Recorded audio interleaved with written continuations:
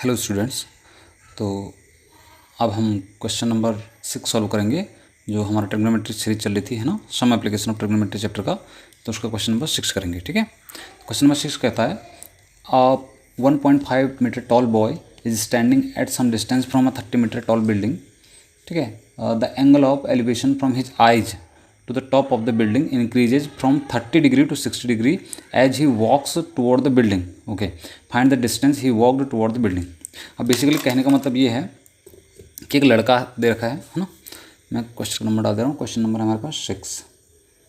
ठीक है, तो आपको बोल रहा है एक लड़का है जिसकी हाइट है 1.5 मीटर। ठीक है, तो चलिए एक लड़का बना लेते हैं। मान लो कि ये वो बॉय है जिसकी हाइट है 1.5 मीटर की। ठीक है, और ये उसकी ऑब्वियसली आँखें होंगी फिर, है ना। तो बोल रहा है उसके आइज से एक बिल्डिंग की तरफ वो देखता है ना। और वो बिल्डिंग जो है कितनी मीटर टॉल है? 30 मीटर। ठीक है, तो चलिए एक बिल्डिंग बना लेते हैं। मान लो कि ये वो बिल्डिंग है। ठीक है, ये है 30 मीटर टॉल। ठीक है, ये बिल्डिंग है। चलिए अब वो क्या बोल रहा है कि उसके आँख से the angle of elevation from his eyes, उसके आँख से एंगल ऑफ एलिवेशन बनता है to top of the building. ठीक है, कहाँ पे? बिल्डिंग के टॉप पे। तो चलिए एंगल ऑफ एलिवेशन बनेगा उसके आइज से to top of the building. आपको डायग्राम ड्रॉ करना आनी चाहिए बेसिकली इन क्वेश्चन में। अगर आपको डायग्राम ड्रॉ करना आ गया ना तो आधे से ज़्यादा क्वेश्चन तो आपको वहीं पर सॉल्व हो जाता है। ठीक है, आगे बोलता है कि top of the building increases from 30 to 60 degree. अब बोला ये एंगल ना जैसे जैसे वो बिल्डिंग की तरफ को जा रहा है आगे की तरफ को। ठीक है, तो इस तरह से जा रहा होगा आगे की तरफ को। तो बोला जैसे जैसे वो आगे की तरफ को जा रहा है तो उसका एंगल 30 डिग्री से 60 डिग्री हो जाता है। तो चलो मान लो कोई पॉइंट है, मान लो ये पॉइंट है, तो इस पॉइंट पर जाके मान लो उसका जो एंगल है आपका 60 डिग्री हो जाता है। ठीक है, चलिए कर लिया हमने, है। मान लो कि यहाँ पर जाके 60 डिग्री हो जाता है। अच्छा, ये 60 अब क्वेश्चन एक कई बार बच्चों को आता है। जैसे मान लो कि ये मैंने लिख लिया 30 डिग्री और ये मैं लिख रहा हूँ 60 डिग्री। तो बच्चों को क्वेश्चन आता है मेरे पास, जो ऑफलाइन बच्चे होते हैं हमारे, है ना, स्कूल में पढ़ने वाले या कोचिंग में पढ़ने वाले जो बच्चे होते हैं, वो ये पूछते हैं कि सर 30 और 60 कैसे पहचानेंगे। तो देखिए एक सीधी सीधी बात है कि मान लो, देखो मैं यहाँ पर छोटा सा डायग्राम बनाने की कोशिश करता हूँ। मान लीजिए कि आप इस रूम में हैं। ठीक है, एक रूम में है, ये आपका रूम है जिस आप रूम में रहते हैं, आप पढ़ते हैं, है ना। अब मान लो कि आप यहाँ से एंट्री करते हो उस कोने से। अब इस कोने से जैसे आप एंटर करते हो तो आप इस कोने की तरफ को देख रहे हो, है ना। तो एक आपकी आँख सीधी लाइन, जिसको मैंने कल बोला था हॉरिजॉन्टल लाइन, एक तो ये हुई, और एक एंगल बना रहे हो आप इस कोने के साथ, है ना। तो ये एंगल छोटा बनेगा। ठीक है, अब जैसे जैसे आप आगे की तरफ को बढ़ रहे हो, मान लो आप यहाँ पर पहुँच गए हो इस पॉइंट पर। अब यहाँ से आप देखो ऊपर की तरफ देख रहे हो, तो कौन सा एंगल बड़ा होगा, ये आगे वाला या पीछे वाला? ऑब्वियसली आगे वाला। क्यों होगा? आप जरा खुद भी इमेजिन कर सकते हो। जहाँ पे मान लो आप कहीं पर खड़े हो, एक पेड़ से आप दूर खड़े हो, आप पेड़ की तरफ देख रहे हो, तो आपकी गर्दन ऊपर की तरफ को कम झुक रही है ना। और ठीक है, जैसे मान लो ये है, ये मैं इसे समझाने की कोशिश करता हूँ। देखिए जैसे मान लो ये बिल्डिंग है ना, और आप इस डिस्टेंस पे हो। ठीक है, अब ये आपका एंगल बन रहा है, यहाँ से आपकी आँख ऊपर की तरफ को देख रही है, तो ये यहाँ से लेके एक एंगल बन रहा है हमारा। अब जैसे जैसे मैं इस पेन को इधर खिसकाते जा रहा हूँ तो देखो ये मुड़ता जा रहा है आगे की तरफ को। इसका मतलब चढ़ाई की तरफ को, मतलब उसकी गर्दन और ऊपर की तरफ को मुड़ रही होगी। अब जितनी गर्दन ऊपर की तरफ मुड़ रही है, समझ लो उतना बड़ा एंगल। ये आपको पहचानने आने चाहिए। ठीक है, तो जितनी दूर है उतना एंगल छोटा होगा, जितनी पास आता जाएगा बिल्डिंग के उतने क्या हो जाएगा, आपकी एंगल बढ़ता जाएगा। ठीक है, तो आपको समझना है। ठीक, आई होप आपको समझ में आ गया एंगल का। चलिए आगे बोल रहा है as he walks toward the building. ठीक है, जैसे जैसे वो बिल्डिंग की तरफ को बढ़ रहा है वैसे उसका एंगल भी बढ़ रहा है। अब बोला find the distance he walked to the building. बोला कि ये बताइए कितना डिस्टेंस वो, find the distance he walked toward the building, कितना डिस्टेंस वो बिल्डिंग तक चल चुका है। मतलब बेसिकली आपको जो निकालना है वो ये वैल्यू आपको निकालनी है, इतनी। ठीक है, इतनी। चलिए अब एक काम करते हैं, इस ट्रायंगल का ना कुछ नाम दे देते हैं। तो चलिए मान लो कि ये पॉइंट हमारा ए है, this is B, C, D, है ना। चलिए अब इनके भी नाम दे देते हैं कुछ। मान लो ये पॉइंट आपका ई पॉइंट है, मान लीजिए ये पॉइंट आपका एफ पॉइंट है। भी ध्यान ये रखना है आपको, ये लाइन सीधी रहेगी। ठीक है, ध्यान आपको ये रखना है कि ये जो बिल्डिंग है, ये बिल्डिंग आपकी ए से लेके एफ तक है पूरी। ठीक है, अब कुछ चीज़ें हमें यहाँ पे पहले लेट करनी पड़ेंगी। सबसे पहले तो चलो ये जो हमने वैल्यू निकालनी है, जो मैंने ग्रीन कलर से बना रखा है, मान लो कि इस वैल्यू को मैं एक्स मान रहा हूँ। ठीक है, इसको मैं एक्स मान लेता हूँ। तो यहाँ पर लिख लेते हैं लेट, एक सेकेंड, यस, लेट, ये क्या है, ये है डी सी या सी डी। डी सी को हमने क्या मान लिया, एक्स मीटर मान लिया। ठीक है, मान लो कि जो डी सी की लेंथ है हमारी क्या है, एक्स मीटर है। अच्छा, ये जो बॉय था, ठीक है, इस बॉय की लेंथ दी है ना हमें, मतलब ये है डी ई लेट, और ये बॉय जो है, या आप बोल दो height of boy, HEIGHT, height of boy, जो हाइट ऑफ बॉय है वो क्या है, वो है DE, है ना, वो कितनी है आपकी 1.5। अब जरा मुझे एक बात बताइए, जितनी हाइट बॉय की है उतनी हाइट ये बी और एफ की भी तो होगी, दोनों के दोनों तो बराबर वैल्यू है ना, सेम टू सेम। तो यहाँ पे लिखोगे आप कि जो BF होगा उसकी वैल्यू क्या होगी 1.5। अब मुझे ये बताइए, एक जो बॉय है उसके आंखों से ऑब्वियसली एंगल बन रहा होगा ना, एंगल ऑफ एलिवेशन कहाँ से बनता है, आइज से बनता है, फुट से थोड़ी बनेगा, पैरों से, है ना। तो ये आपको समझना है, जब आंखों से बन रहा होगा तो इसका मतलब हमको पूरी की पूरी वो डिस्टेंस माइनस करनी पड़ेगी, उसकी उस लड़के की हाइट को माइनस करना पड़ेगा। अब लड़के की हाइट को अगर माइनस करोगे तो ऑब्वियसली बिल्डिंग का जो नीचे वाला सेक्शन है जिसको हम 1.5 बोल रहे हैं ये भी तो माइनस होगा, करेक्ट। तो चलिए अब इसको माइनस करना पड़ेगा हमें, तो आप लिखोगे AB, जो आपका AB की लेंथ है वो कैसे निकालेंगे हम, ये जो AB की लेंथ है, तो वो AB की लेंथ क्या है हमारी, वो है AF, टोटल जो हमारी AF की लेंथ है माइनस DF, सॉरी BF, अच्छा ये DF नहीं है BF है, ठीक है, माइनस BF। अब AF की टोटल लेंथ कितनी है, वो है हमारे पास 30 मीटर, माइनस BF की लेंथ कितनी है, वो है 1.5 मीटर की, ठीक है। तो यहाँ से AB की लेंथ कितनी निकल के आएगी, तो AB की लेंथ 30 में से 1.5 माइनस करोगे तो ये आएगा आपका 28.5 मीटर, ठीक है। तो बेसिकली सबसे पहले तो आपको ये समझना है कि ये लेंथ कहाँ से आई, ठीक है, 28.5। तो ये लेंथ कौन सी है, जो 1.5 जो लड़के की हाइट थी, जो बॉय की हाइट थी, उस हाइट को हमने माइनस कर दिया। अब ये आपका नीचे वाला सारा सेक्शन खत्म हो गया, समझ लीजिए, अभी DEBF ये जो सेक्शन है पूरा नीचे का हो गया खत्म। अब आपको ऊपर ऊपर का ट्रायंगल दिख रहे होंगे, 2 ट्रायंगल आपको दिख रहे होंगे, इन ट्रायंगलों के ऊपर वैल्यू लगा के, है ना, हम क्या करेंगे यहाँ से आंसर निकालेंगे। चलिए देखिए 2 ट्रायंगल दिख रहे हैं मुझे, एक का ट्रायंगल मेरा ABC और एक का ट्रायंगल मेरा ABD, ये पूरा का पूरा ट्रायंगल, एक पूरा ट्रायंगल और एक ABC, ये छोटा ट्रायंगल, ठीक है। तो दोनों ट्रायंगलों को एक एक करके यूज़ करते हैं। तो पहले हम लिख लेते हैं छोटे ट्रायंगल के बाद, तो इन ट्रायंगल ABC।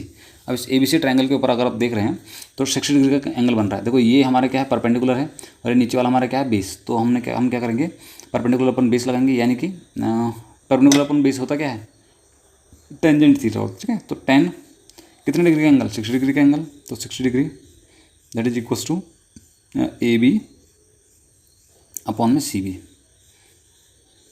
ठीक है। चलिए अब 10 60 की वैल्यू क्या होती है, वो होती है √3 इक्वल्स टू AB की वैल्यू कितनी दी है हमें, AB की वैल्यू ध्यान रखना, AB की वैल्यू ये 30 नहीं है, 30 जो वैल्यू थी ये पूरी AF की वैल्यू थी, ठीक है। ये आपको बात समझनी पड़ेगी। AB की वैल्यू है हमारे सामने, ऊपर देखो, ऊपर आर की कितनी है, ये AB की जो वैल्यू है ये हमारे पास है 28.5 मीटर की, ठीक है।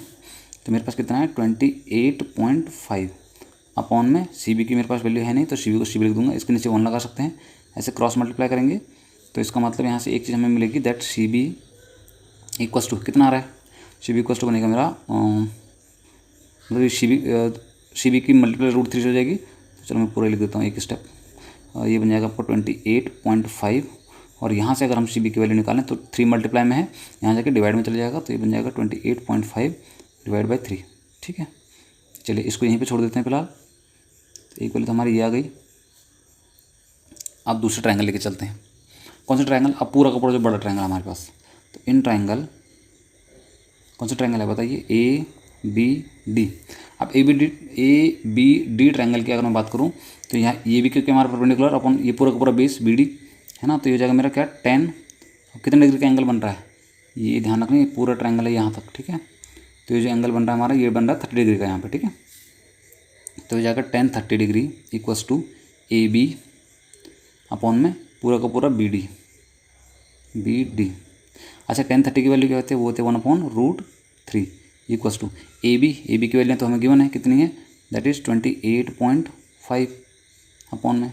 अच्छा ये जो BD है, जो मैंने BD लिखा है, इस BD को क्या कुछ और भी लिख सकते हैं हम, देखो BD ये 2 सेक्शन में टूटा हुआ है, ये है BC प्लस ये CD, और CD की वैल्यू को हमने x मान रख के चला है ना, तो हम इसको ऐसे लिख सकते हैं x प्लस CB लिख सकते हैं ना भाई। बस क्या था, उस BD को मैंने 2 हिस्सों में तोड़ दिया, एक पोर्शन मेरा x और एक पोर्शन मेरा बाकी है CB, ठीक है।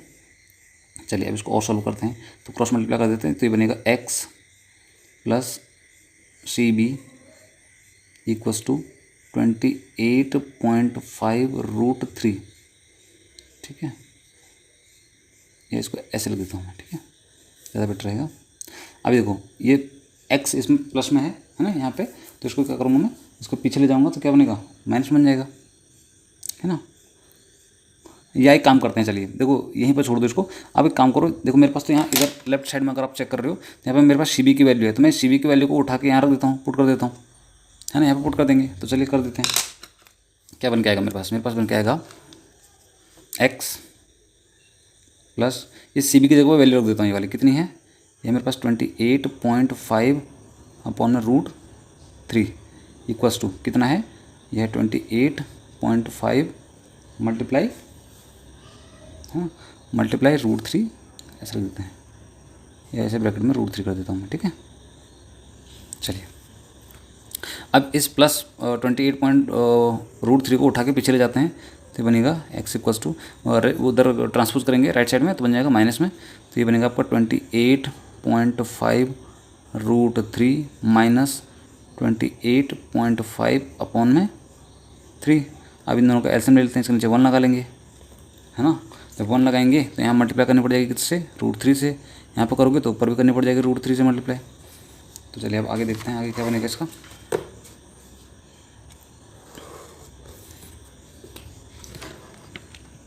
देखिए यहाँ बना था हमारा x इक्वल्स टू, मैं एक बार दोबारा लिख दे रहा हूँ, ये था हमारे पास 28.5 √3। अब एक जो नीचे वाला, ठीक है, ये जो नीचे बेस पे है इसकी मल्टीप्लाई इधर करेंगे हम, तो ये भी √3 बन जाएगा, तो √3 माइनस 28.5, और अब दोनों के नीचे क्या आ गया हमारा, √3 आ गया, ठीक है। तो x इक्वल्स टू 28.5 तो ये है ही, है ना, 28.5 मेरे पास पहले से है, मल्टीप्लाई अभी √3 और √3 मल्टीप्लाई हो जाएंगे तो 3 बन जाएगा, और माइनस का 28.5 अपॉन में भी क्या है, √3 है।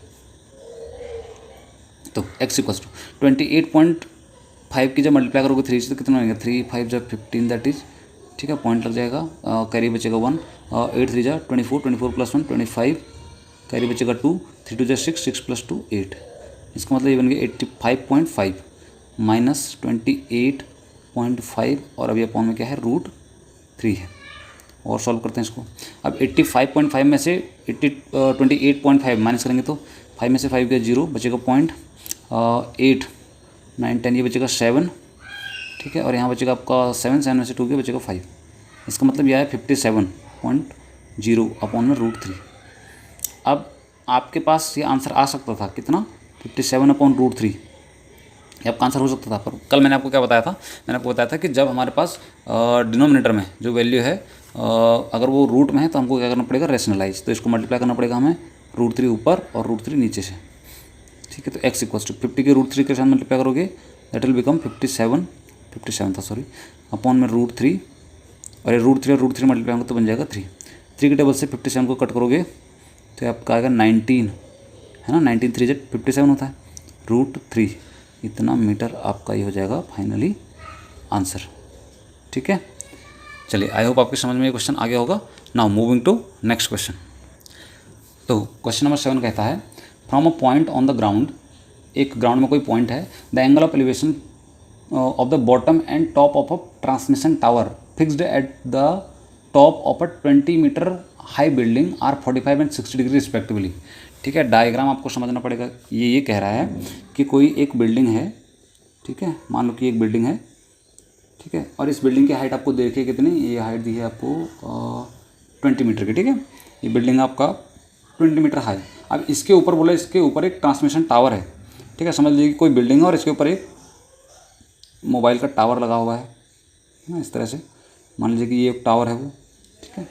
आपको बोल रहा है कि ग्राउंड में कोई एक पॉइंट है, मान लो ग्राउंड में पॉइंट ये है, अब बोला इस पॉइंट से अगर हम बात करें तो बोला टॉप और बॉटम पे ना रिस्पेक्टिवली, तो इस पॉइंट से इसके नीचे बनाता हूँ, ठीक है, इस पॉइंट से इस टावर के टॉप पे भी एक एंगल बन रहा है और एक एंगल इसके इस बॉटम पे बन रहा है, ठीक है, यहाँ पे बना लेते हैं, ठीक है, 2 एंगल बन रहे हैं बोल रहे, ये इसको ज्वाइन कर देते हैं, ठीक है, 2 एंगल बन रहे हैं ट्रांसमिशन टावर से, कितने डिग्री के बोला, एक है 45 डिग्री का, एक है 60 डिग्री का। अच्छा मुझे बताइए कि कौन सा डिग्री 45 का और कौन सा डिग्री 60 का, ये आपको सोचना पड़ेगा, ठीक है।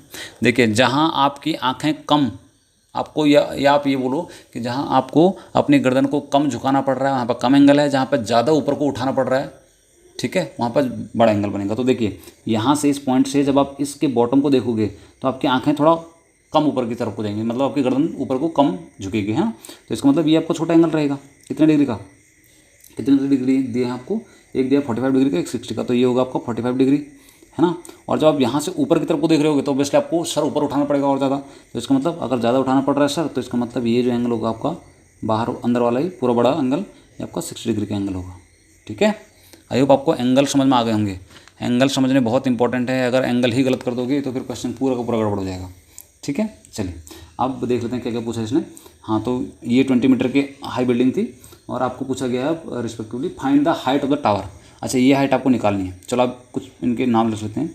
लेट कंसिडर ये ए पॉइंट है, ये इसका बेस जो है ये बी पॉइंट है, और बिल्डिंग का बेस सी पॉइंट है, और जहाँ से हम एंगल बना रहे हैं वो डी पॉइंट है, ठीक है। ये हमने क्या कर दिए हैं, A B C D consider कर लिए। चलिए अब मान लो कि जो हमको निकालनी है एक्चुअली इसकी हाइट है, ए बी की हाइट, तो इसको चलो मैं एक्स मान के चल रहा हूँ कि ये हाइट मान लो कि मेरी क्या है, एक्स है, ठीक है। अब इसको लिखना पड़ेगा हमें, तो लिख देना लेट, हम लिख दे रहे हैं लेट हाइट ऑफ टावर, यानी कि ट्रांसमिशन टावर की बात कर रहे हैं हम, हाँ। तो हमने इसकी हाइट मान ली एक्स मीटर की मान ली, ठीक है। आपको दिख रहे होंगे साफ साफ कि दो आपके पास क्या बन रहे हैं, ट्रायंगल बन रहे हैं। एक है ए मतलब डी बी सी, एक ही वाला ट्रायंगल है ना, और एक आपके पास डी ए सी, ये पूरा ट्रायंगल। तो बस इन दो ट्रायंगल को हम लेके चलते हैं और बस हमारा आंसर निकल जाएगा। तो लिखना इन ट्रायंगल। अच्छा, एक चीज़ मैं आपको थोड़ा समझाने की कोशिश करता हूँ, पहले रुकिए। देखिए, जब भी आपके पास ये दो एंगलों वाला सिनेरियो बनेगा ना, तो आप कैसे इसको निकालेंगे आंसर। आप हमेशा उस साइड को पिक करने की कोशिश कीजिए या उस साइड को निकालने की कोशिश कीजिए दोनों ट्रायंगलों में, जो साइड आपके दोनों ट्रायंगलों में कॉमन आ रही हो। जैसे अगर मैं इस पर्टिकुलर क्वेश्चन की बात करूँ तो देखो, ये जो सी डी साइड है, इस सी डी साइड को ध्यान से देखो, ये सी डी साइड जो है ये ट्रायंगल सी डी बी इस वाले ट्रायंगल में भी आ रही है ना, और यही सी डी साइड आपकी सी ए और डी इस वाले ट्रायंगल में भी आ रही है। तो इसका मतलब ये सी डी साइड क्या कॉमन है, तो मैं सी डी साइड को ही निकाल के क्या करूँगा, इसका आंसर निकालने की कोशिश करूँगा, ठीक है। और ये सबसे आसान तरीका है, अगर आप दोनों ट्रायंगल में एक जो सेम कॉमन वैल्यू आ रही है उसको निकाल दोगे ना, तो आपस में इक्वलाइज करके फिर वहाँ से आप आराम से आंसर को निकाल सकते हैं। तो देखिए, जैसे मैं आपको दिखाता हूँ करके, तो देखिए हम लिख लेते पहले इन ट्रायंगल्स बी सी डी, ये जो छोटा ट्रायंगल है, ठीक है। तो देखिए हमारे पास ये क्या है, परपेंडिकुलर है, और ये नीचे क्या है हमारे पास, बेस है, क्योंकि 90 डिग्री का एंगल यहाँ बनेगा, है ना। तो हम लिख लेते हैं परपेंडिकुलर अपॉन बेस क्या होता है, 10 होता है। तो 10 कितने डिग्री का है, नीचे वाला एंगल, ध्यान रखो नीचे वाला एंगल कितने डिग्री का है, 45 डिग्री का। तो 10 45 degree equals to B C upon में सी डी, करेक्ट। अब 10 45 की जो वैल्यू होती है वो होती है 1, वैल्यू आपको याद रखनी पड़ेगी। बी सी की वैल्यू आपको दी है, गिवन है 20, है ना, 20 मीटर की आपको वैल्यू गिवन है, अपॉन में सी डी की वैल्यू हमारे पास है नहीं, तो सी डी को हम ऐसे रहने देते हैं। 1 के नीचे 1 डाल के हम क्या करेंगे, इसको क्रॉस मल्टीप्लाई करेंगे, तो यहाँ से मेरे पास जो सी डी की वैल्यू बनेगी, सी डी इक्वल्स टू कितना हो जाएगा, 20 मीटर, ठीक है। देखिए एक तो हमने यहाँ से सी डी निकाल लिया। अब दूसरा ट्रायंगल ले लेते हैं। अब है हमारे पास इन ट्रायंगल, अब ये वाला ट्रायंगल तो हो गया, अब ए सी डी बड़ा ट्रायंगल, तो in triangle A C D, ये जो बड़ा वाला ट्रायंगल है, इस ट्रायंगल को देखो, यहाँ पे ये हमारा परपेंडिकुलर है ए सी पूरी की पूरी साइड, और ये हमारे पास नीचे क्या है, बेस है। तो परपेंडिकुलर अपॉन बेस होता है 10, तो 10 कितने डिग्री, ये बड़ा जो एंगल है कितने डिग्री है, 60 डिग्री। 10 60 डिग्री इक्वल्स टू ये हो जाएगा ए सी अपॉन में सी डी, करेक्ट। अब 10 60 की जो वैल्यू होती है वो होती है √3। अच्छा, ए सी जो है, ए सी को मैं क्या लिख सकता हूँ, ए सी को हम लिख सकते हैं, देखो मैंने इसको ए बी पॉइंट को जो है मैंने एक्स माना है, ऊपर माना है ना, हाइट ऑफ द टावर जो लिखा है, आप चाहे तो यहाँ पे ए बी लिख सकते हैं, ठीक है। इसको हमने एक्स माना है, तो एक्स प्लस में बी सी लिख सकते हैं, इसको एक्स प्लस बी सी, और बी सी की भी एक्चुअली हाइट दी है, तो मैं एक काम करता हूँ, इसको एक्स प्लस 20 लिख लेता हूँ सीधा, ठीक है। एक्स प्लस 20 अपॉन में क्या है मेरे पास, सी डी है ना, इसके नीचे हम 1 लगा देंगे, क्रॉस मल्टीप्लाई कर लेंगे आपस में, तो क्या बनेगा, देखिए ये हो जाएगा C D √3 equals to x plus 20, है ना। यहाँ से जो सी डी की वैल्यू आएगी, ये मल्टीप्लाई में है √3, उधर जाएगा तो डिवाइड में, तो हो जाएगा एक्स प्लस 20 अपॉन में √3। अब जरा ध्यान से देखिए, जो दोनों की दोनों वैल्यू मेरी निकल के आई हैं लास्ट में, दोनों ट्रायंगलों में, ये देखिए लेफ्ट साइड जो है मेरा, ये भी वैल्यू किसकी है, सी डी की, ये भी वैल्यू किसकी है, सी डी की, दोनों लेफ्ट साइड क्या हैं आपके, इक्वल है, तो इनके राइट साइड भी क्या हो जाएंगे, आपस में इक्वल हो जाएंगे। तो हम क्या करेंगे, इन दोनों वैल्यू को क्या कर देंगे, इक्वलाइज कर देंगे, ठीक है।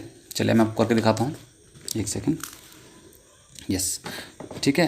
इधर देखिए, तो मेरे पास एक सी डी की वैल्यू है 20 मीटर, है ना, और दूसरी साइड जो मेरे पास सी डी की वैल्यू है वो ये है एक्स प्लस 20 अपॉन में √3, ठीक है। √3 की मल्टीप्लाई 20 के साथ इधर ले आते हैं, मतलब इसको ऐसे 1 लगा के और क्रॉस मल्टीप्लाई कर देते हैं इसकी, तो ये बनेगा 20√3 इक्वस टू उधर साइड आपके पास x + 20। ये प्लस का 20 उठा के मैं इधर लेफ्ट साइड लाऊंगा तो क्या बनेगा, माइनस का बन जाएगा। तो जाएगा आपके पास 20√3 - 20 इक्वस टू x, करेक्ट।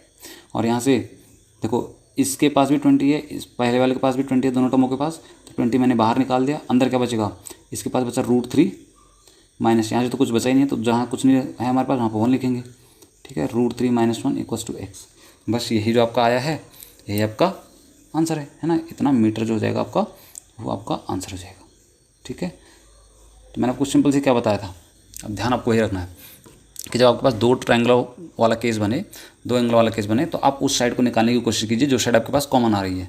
तो हमें दिखा यहाँ पे, ठीक है, हमें दिखा कि हमारे पास जो कॉमन साइड है वो कौन सी है, वो CD साइड है दोनों ट्रायंगल में। तो मैंने यहाँ से भी CD निकाल लिया, दूसरे ट्रायंगल से भी मैंने क्या निकाला, CD निकाल लिया। फिर इन दोनों की वैल्यू को आपस में क्या कर दिया, हमने इक्वलाइज कर दिया, ठीक है, जो कि आपके सामने ये रहा राइट साइड में, है ना। इनको इक्वलाइज कर दिया, बस इसको यहाँ से सॉल्व कर दिया और आपके सामने इसका आपका आंसर आ गया, ठीक है। चलिए now moving to question number 8।